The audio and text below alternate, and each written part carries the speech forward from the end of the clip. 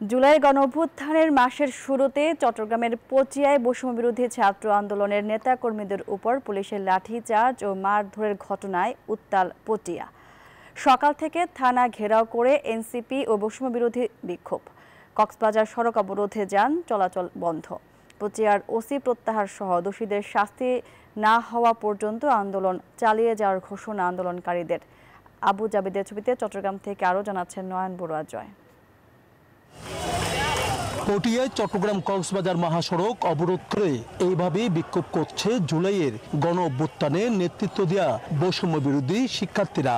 মঙ্গলবার রাতে দীপঙ্কর তালুকদার নামে এক ছাত্রলীগ নেতাকে ধরে এনে পুলিশের হাতে দিলেও গ্রেপ্তার নিয়ে গড়িমসি করা সহ পুলিশের লাঠিচার্জে শিক্ষার্থীরা আহত হওয়ায় সকাল থেকে উত্তাল হয়ে ওঠে আন্দোলন। থানা ঘেরাও করে বিক্ষোভ শুরু করলে সেখানেও পুলিশের সাথে আরেক দফা সংঘর্ষ হয়।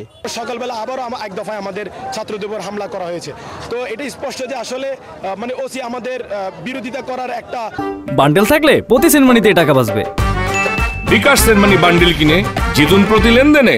পয়তারা করছে যতক্ষণ পর্যন্ত না পটিয়া থানার ওসিকে প্রত্যাহার করা হচ্ছে না ততক্ষণ পর্যন্ত আমাদের এই ব্লকেট কর্মসূচি অব্যাহত থাকবে। এক পর্যায়ে থানা ছেড়ে কক্সবাজার সড়ক অবরোধ করে আন্দোলনরত শিক্ষার্থীরা। তাদের সাথে যোগ দেয় বৈষম্য বিরোধী আন্দোলনের সমন্বয়করা। পটিয়ার ওসি প্রত্যাহার সহ দোষীদের শাস্তি চান তারা।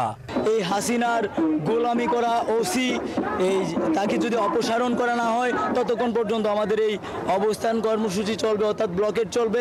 এইদিকে যান চলাচল বন্ধ হয়ে যাওয়ায় দুর্ভোগে পড়েছে যাত্রী কিংবা চালকরা। আমাদের কষ্ট হয়ে যাচ্ছে, গ্যাসের জন্য যাচ্ছি না, এখন গাড়ির মধ্যে বসে রাখছে, ওদের কষ্ট হচ্ছে অনেক। অন্যদিকে পুলিশ বলছে আন্দোলনকারীরা যাকে গ্রেপ্তারের কথা বলছে তার নামে কোনো মামলা না থাকার কথা। নয়ন বড়ুয়া জয়, নিউজ 24, চট্টগ্রাম।